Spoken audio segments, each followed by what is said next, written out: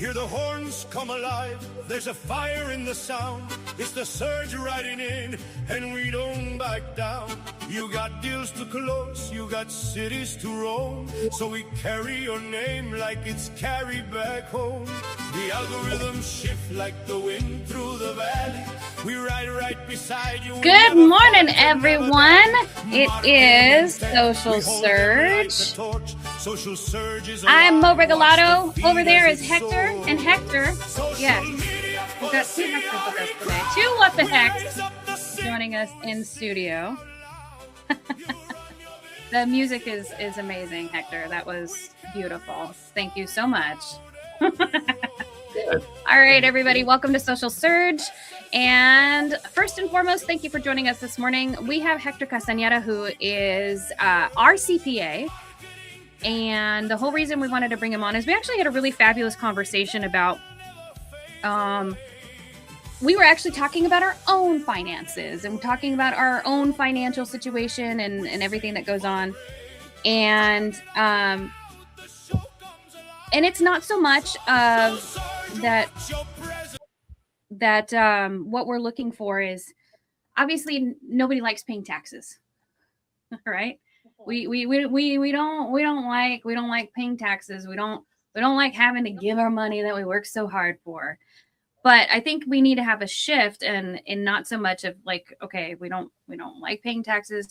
How can we save money instead? And so, Hector, we had a good conversation about some of the things that that people are not talking to their CPA about. And another thing is your CPA actually working for you, or are they just filing your taxes? Hector, tell us a little bit about yourself and welcome to the Surge. Thank you very much, Mo. Hello, Hector. And I know I'm not your typical guest, but very excited to be here. I am obviously CPA, but beyond that, I like to think of myself as a partner, financial partner that sits alongside you with your business. We are based out of Spokane, but we've got an office in Corpus, so we operate nationwide. A little bit about myself personally. I'm piloting through the initial steps of fatherhood. That's pretty exciting, post-tax season. And so as we navigate through what is all things fatherhood, I'm starting to realize that I myself need to rethink and reshape the way I think about my taxes as well. So I'm not myself immune to the different complexities that come with taxes, but I'm, a father and husband and friend first, and I like to have that translate into my work. So what I mean by that is I like to put myself in my client's shoes and understand their personal situation. Once I gather what their hopes and their goals are, then we work backwards to determine what's the most tax efficient way to achieve those goals, whether it be, purchasing or expanding a new business or exiting in the next 2 to 3 years. I've got clients on both sides of the aisle, from Hawaii to Maryland. So yes, my mornings start at 5 a.m. and sometimes they end at 9 p.m., but that's why we've got, crafts and crafts of coffee, and it's nice to enjoy one with some of my favorite people. So I don't want to I do want to touch on talking about exiting businesses and then starting businesses or expansion of businesses. But when most people think taxes, they think March, they think April. Did we lose? Oh, sorry, my camera went off. Keep going. I'm right here. Okay. We think March or we think April. But the reality is that, those biggest tax saving opportunities happen months before you ever file a return. So let's talk about the difference between tax preparation versus tax planning. Yeah. So you guys can still hear me, correct? We can hear you. Yep. Okay, very good. Sorry, I'm not sure what went wrong with my camera here. but it'll be back shortly. The difference between tax planning and tax preparation is pretty simple. One is proactive, one is a simple scorecard. So if you're not talking about 2026's taxes already, you're not tax planning. You're already behind the eight ball. So meaning when you show up to your accountant's office in March or April of next year, what are we talking about here? It's really just, hey, this is what happened, but there's nothing I can really do for you, right? There are very, very few things that we can pull. Say maybe some additions to your retirement account. But other than that, you're talking about very, very low limits that aren't going to move the needle. So what I mean by that is you have missed at least 6 deadlines, wow. and if not more, depending on your industry. So that I'd say it's the difference between playing offense and defense, really.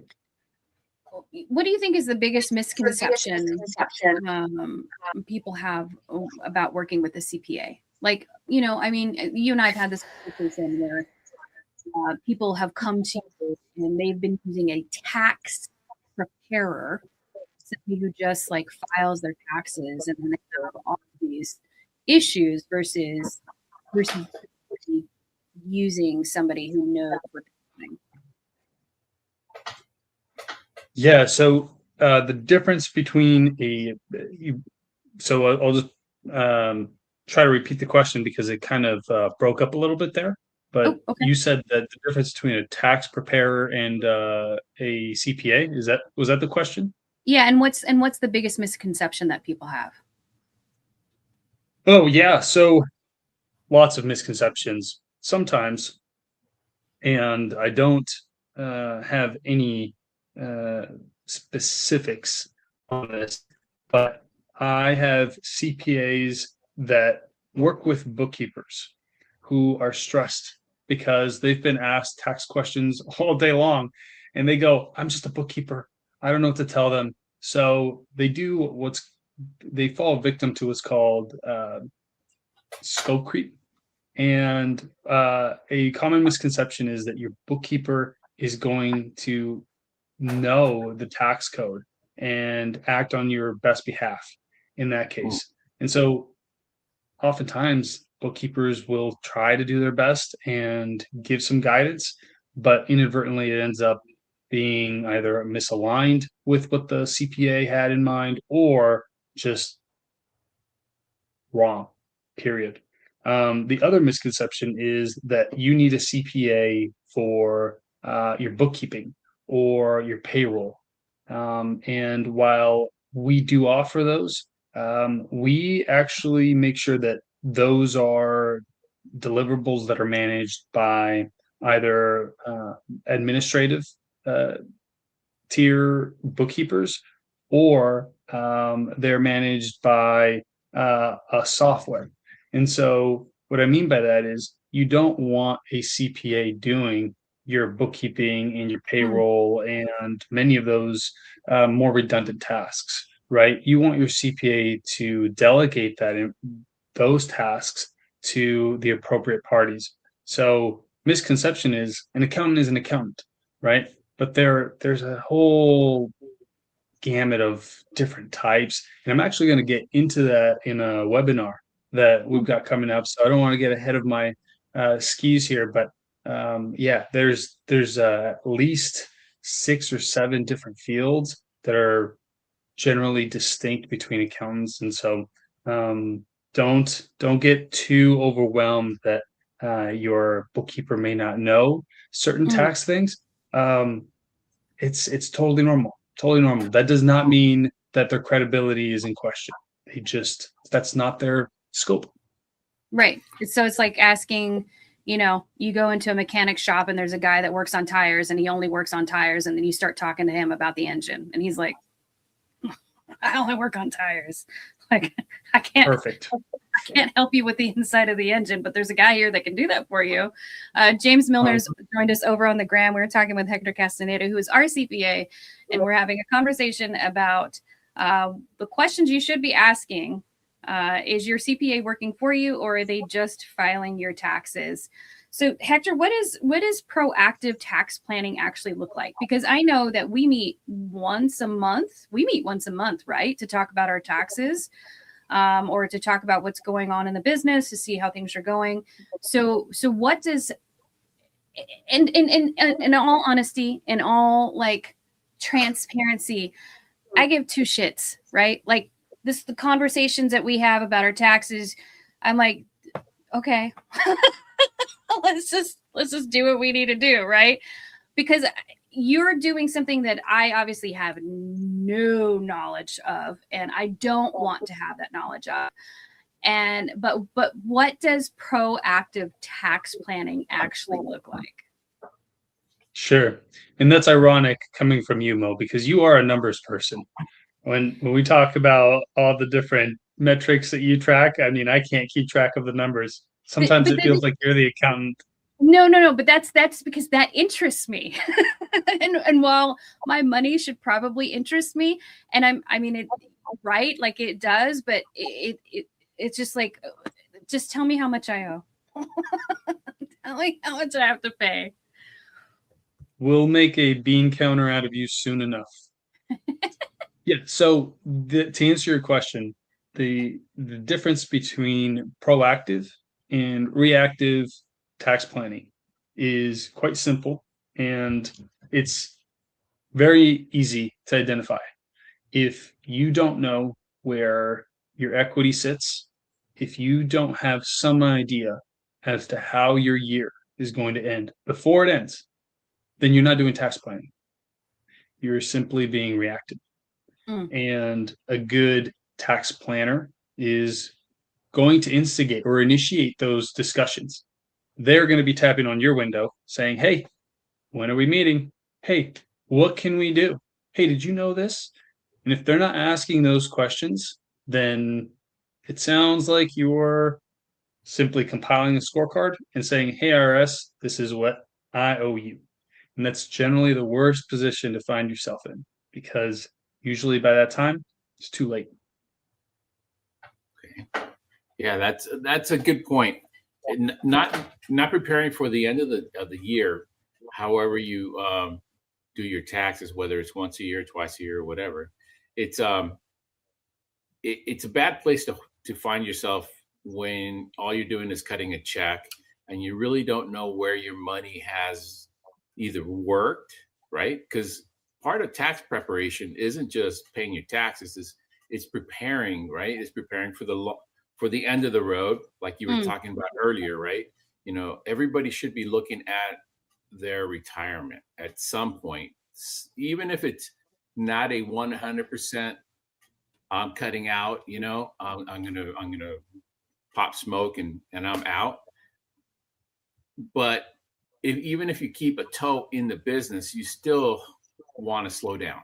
You still want to be able to enjoy what you've worked so hard for your entire life.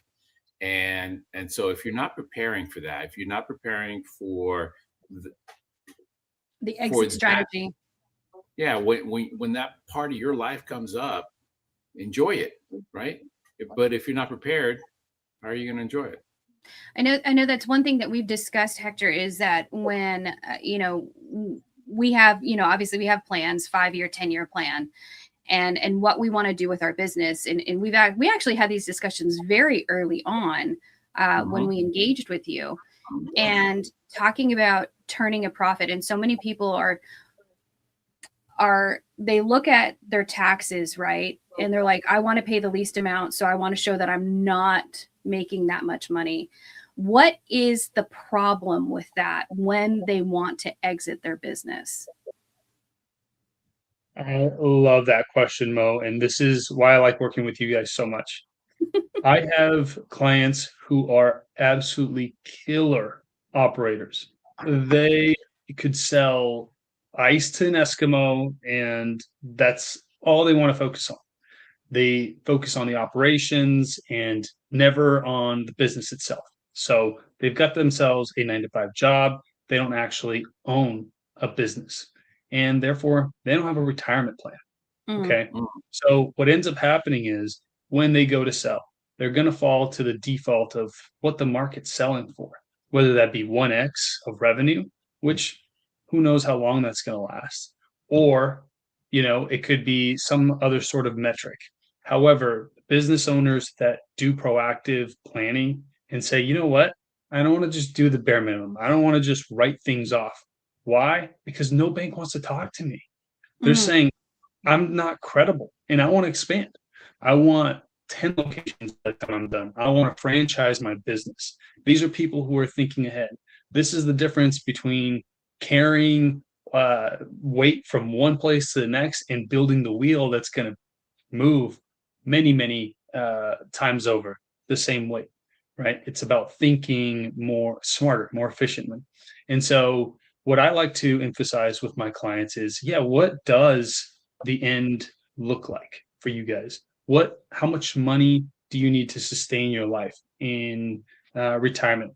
Now, granted, I'm not a financial advisor. There are certain limitations, and I push people to great financial advisors. I push people to great, or delegate people to great medical brokers, each their own. However, I sit in the same team that these people do, which is what will my job be? What will my role be to help my clients achieve those goals? And sometimes it's about, hey, let's show some profit this year. Why? You guys want a loan for that second location, don't you? Hey, you guys want to be able to fund your new marketing campaign, don't you? And et cetera, or hire that new employee, whatever it may be. However, we want to do that as efficiently as possible, meaning we don't want our income to show these ebbs and flows. That's the worst thing for you. Imagine getting to the 32% tax bracket one year and then falling to a 2% the next year. Essentially, you're paying an effective tax rate of probably somewhere between 15 to 16%, depending on where you're at, because the code isn't just that straightforward. My point with this is you don't want to jump to that 32%. It's best if we can keep it, say, at the 12 or maybe 22%, where your effective tax rate naturally starts to fall closer to 11 or 12%. So without getting into too much of the details, the point is you can't achieve those efficiencies if you're not tax planning. Plus, you miss out on certain deadlines. Hector, I love how the way you put it, in that, hey, if you're only doing this once a year, then what ends up happening is you miss out on the opportunities to be able to think about your taxes throughout the year. And it goes beyond that. There are smaller deadlines. In fact, a common misconception people don't realize is the IRS actually obligates you to pay 4 times a year. Most people don't know that because it's coming out of their paycheck and the employer is doing that. But when you're a business owner, you actually owe that to the IRS. Depending if you're a sole proprietor or you're an S Corp or C Corp, whatever it is, we can talk about structure later. The point with this is tax planning is behind or in the middle of all of this. None of this is achievable if you don't at least understand there are moving parts throughout the year, rather than showed up once a year and yet again I wrote off my trip to Cancun, or I bought that new mobile home that I wrote off. That's great, but when are you going to start thinking about future you and investing in what is a retirement plan? What's one of the, so I want to touch on the you touched on LLCs and S Corps in just a few seconds ago. I do want to talk about that. But before, what is one of the biggest mistakes that you see independent contractors, business owners make when it comes to tax planning and tax strategy? Yeah, great question. Basically, the biggest one is missing deadlines, period. And some of those sneak up on you, like November 30th. You would never think so. You never what's in November? I didn't know there's a tax deadline. Tax deadline to enroll in a new health plan, right? Or oftentimes it's simply end of year. You missed the cutoff and you didn't add a new retirement plan. Well, guess what? You have all this cash flow, and contractors are the most uh, uh, notorious for having ebbs and flows in cash flow. Why? They get a big deposit down for materials, and then they go and buy all the materials. So the bank account really does this crazy, crazy pendulum here. However, where I'm going with this is they because they miss these deadlines, they don't utilize their cash flow effectively. They miss out on interest. They miss out on effective deferral plans. And perhaps the biggest one, even beyond that, is just not asking the right question, right? Like, what does my how can I improve my operations where my cash is working for me rather than me being reactive?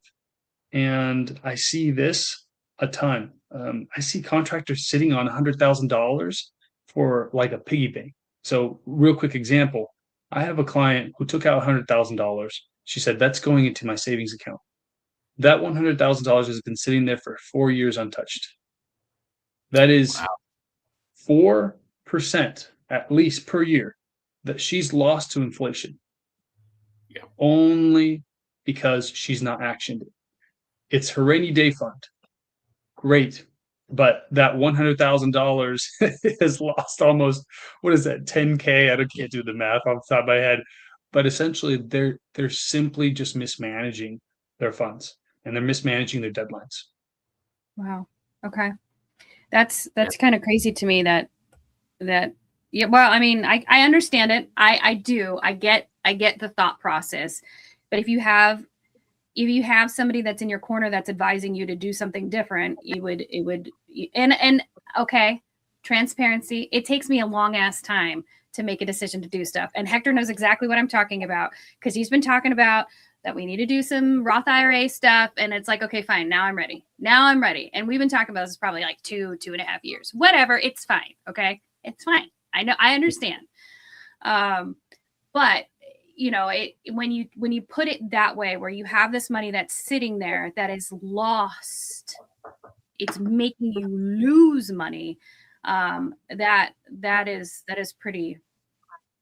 I don't want to say stark, but it is eye-opening. Like, oh yeah, maybe I need to do something different because this isn't making any sense. This money's just sitting here, and now because of inflation, it's not doing me any good.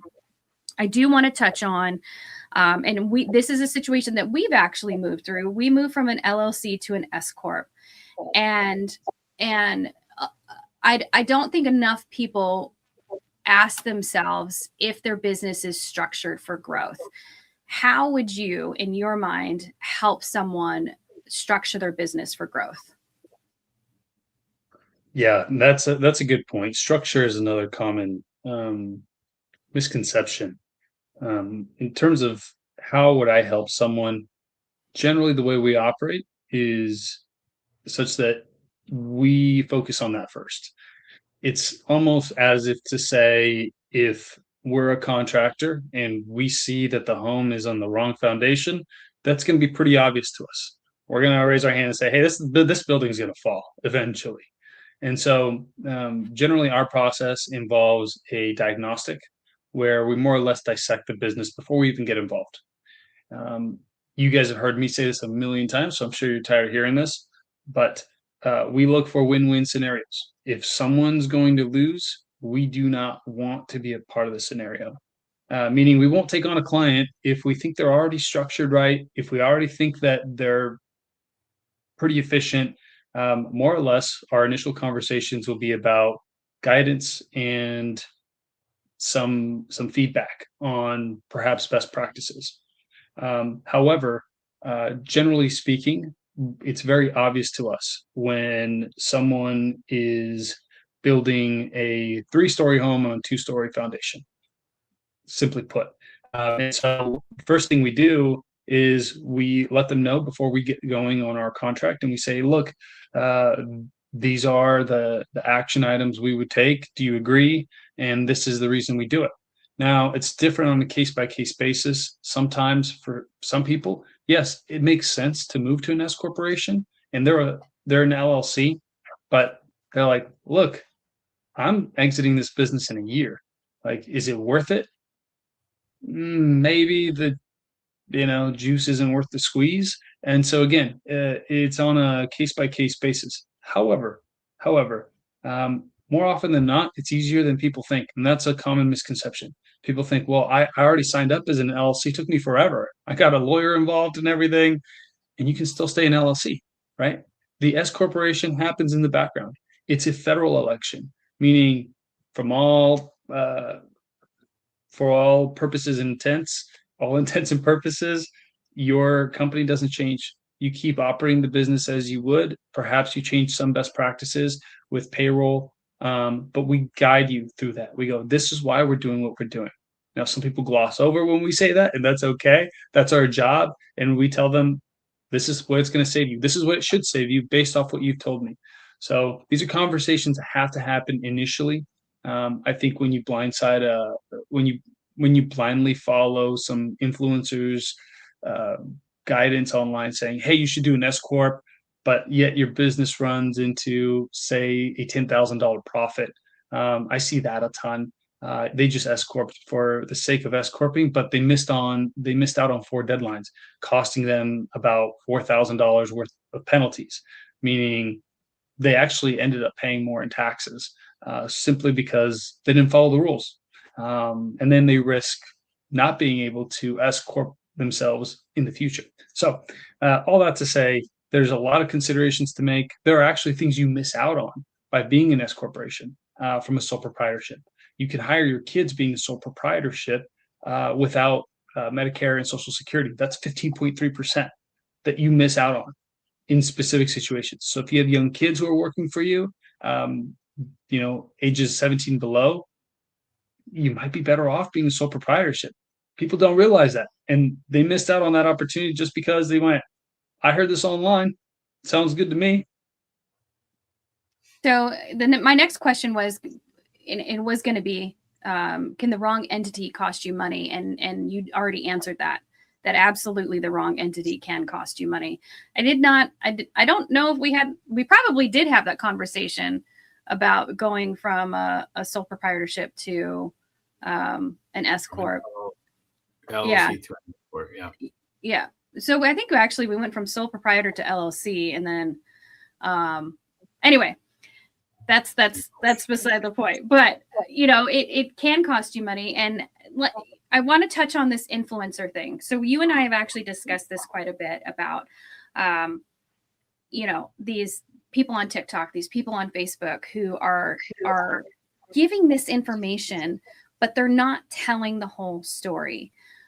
What do you think is the good about it, and what do you think is the bad about these influencers who are doing that? Yeah, so the motive, right? The motive is wrong, and is conflict of interest, essentially. I'm not saying all influencers are bad. There's great information out there, and I think that we need influencers to really move the masses. They inspire action. So I want that to be clear, that I'm not anti-influencer. What I am saying is that you want to be careful that you're not only getting part of the story, like you said. And so what I mean by that is I do believe influencers are primarily motivated by their clicks, right? That's what they're after. And they're going to say things that are sexy or provocative to tell you, hey, you got to do this. If you missed out, like, what are you doing? Blah, blah, blah. And the reason for it is they want that. They want that reaction. They want that share. However, what they don't tell you is it's going to cost you X amount to get there, or these are the requirements to get there. And my favorite one is cost segregation studies, right? So, and this is perhaps relevant to a later conversation, because I know this is very relevant to your base. But where I'm going with this is oftentimes you hear influencers talk about, well, just depreciate the property faster, and you get more of a tax break this year, and so on and so forth. But what they're missing out on is, hey, you're missing out on 27 and a half years worth of depreciation by electing it this year. And do you have the income to offset that, right? Or Do you realize what the consequence of depreciation recapture is? Many times they just tell you depreciate. It's going to help you. That's great. But what happens when you sell it? You're going to recapture it. They don't tell you about that consequence because it's happening 27 years in the future. They're like, I'm long dead by then. I don't care. So you want to be careful. Well, for commercial real estate agents, it's 39 years. So perhaps even more of a motive to not worry about it. That's a future Hector problem. And so my point with all this is you want to be weary of what you're being told. The motive there is to inspire clicks. However, when you talk to a financial advisor and or a CPA who focuses on deliverables, right? My entire reputation, my business's success is based on my ability to give you guys something that's concrete and repeatable and measurable, right? And so my motive is to say, look, let's make sure that we actually move the needle for you guys. If we don't, I'm not going to get a recommendation from you guys, right? That's my motive, obviously, because I want to help you guys. But obviously, the money talks. And so my goal is to always focus on deliverables. We don't charge by hour here.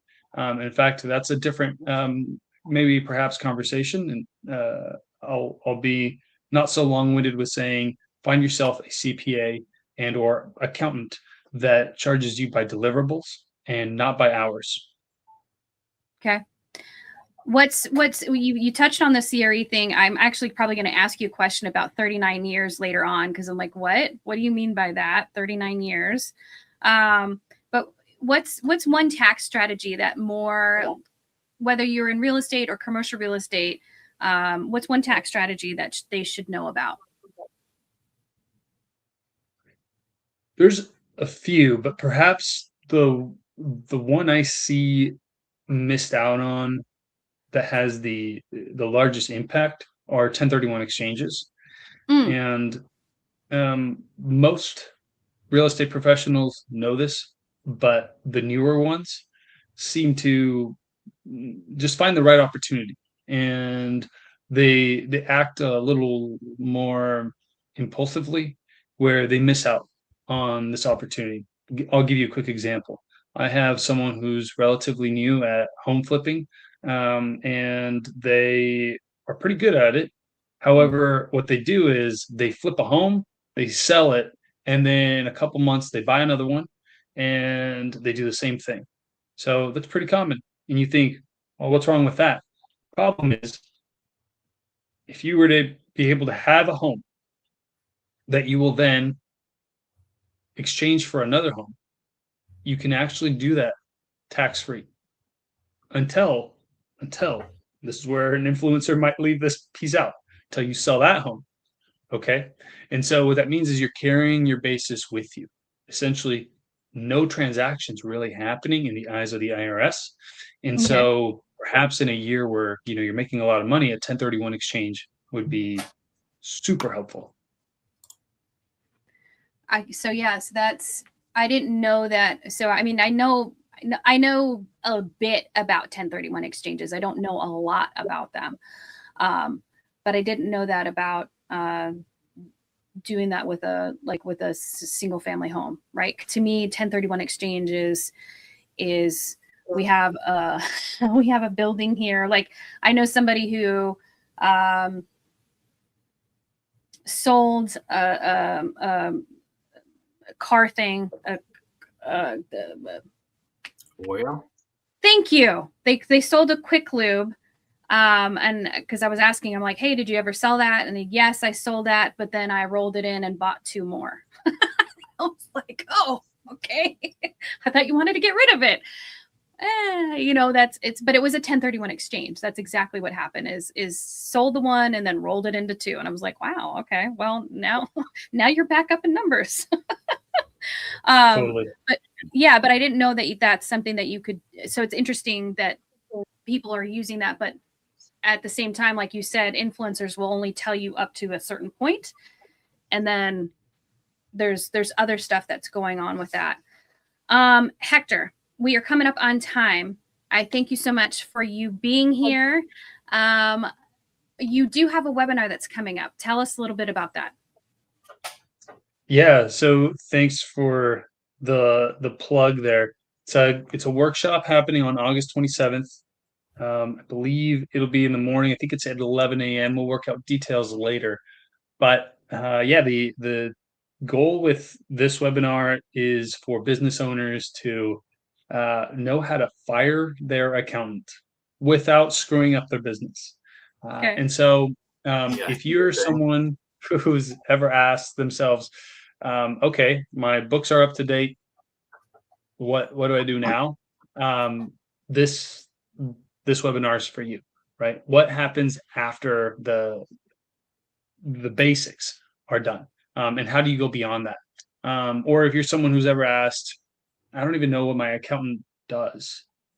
This is going to be great. It's going to cover the different types of accountants that exists, what their scope generally should be, how to maintain a really good relationship with them, and just how to get the most out of them, how to make the whole accounting department more efficient. And in fact, how can accounting actually make you sales? Yes, I make sales happen for my clients. Many of them use me as a sales tactic. And I'll get into that in the podcast. But we have a few use cases where we've added the accounting and some contracts and seen some significant upside. So yeah, the webinar is going to be really exciting. It'll be about 60 minutes, and we'll give you a little bit of the lay of the land and know which KPIs to actually listen to, and when sometimes influencers are just feeding you what you want to hear. Before we go, real quick, what's the biggest tax myth that you hear? Biggest tax myth. This one's silly.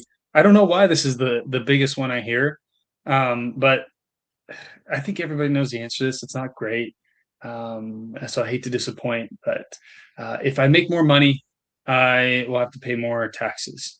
Not necessarily true. Not always. You can make more money and defer some of that into a qualified fund, or sometimes they think, "Oh, I'm going to jump to the next tax bracket and pay that tax bracket on all of my money." No, it's just the incremental amount that went over. That's why your effective tax rate tends to be significantly less than your marginal tax rate, is what we call it. We're on brackets, 10%, 12%, 22%, 24, 32. So you want to be careful about hopping into the next big jumps. It's not that big of a deal when you go 10 to 12, but a good tax planner is going to help you stay at the top of that bracket before jumping to the next one, because it's okay to pay a little bit of taxes. 25% of tax is not terrible relative to other countries. We actually have a really low tax system. And maybe that's another myth within a myth. Like, we pay so much taxes. It's true. No one likes to pay taxes, but go to another country and come back to this one. Tell me how you're feeling about taxes. Yeah, I guess I didn't think about that aspect of it, and immediately France came to mind. With I know they've had they've had some issues with their millionaires leaving.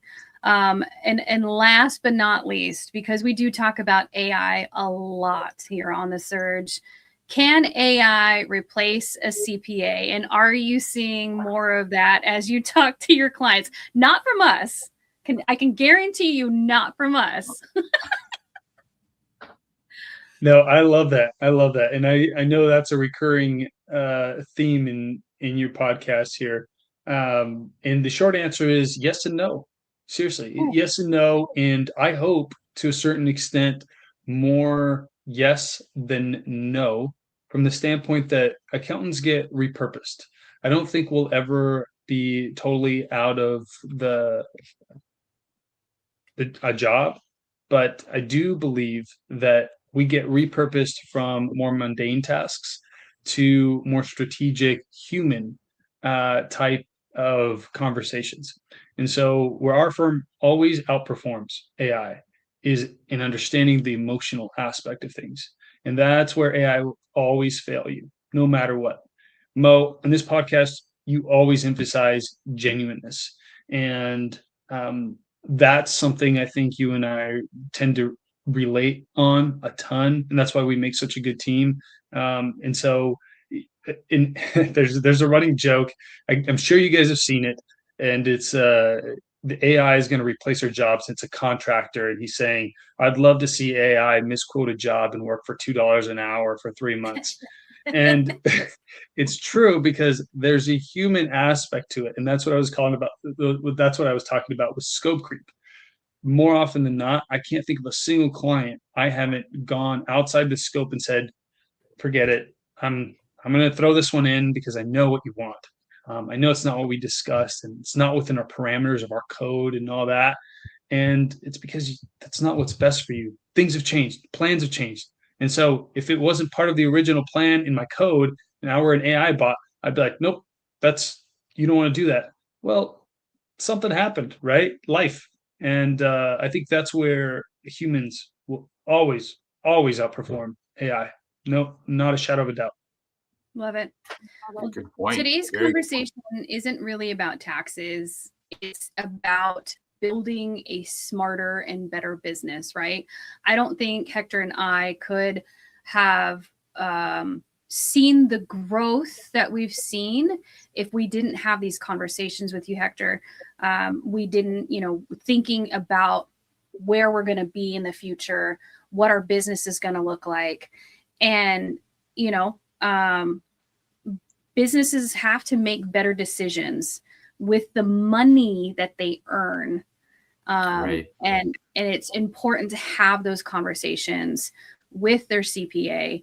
So if you haven't in a while scheduled a meeting with them, do so. Ask better questions.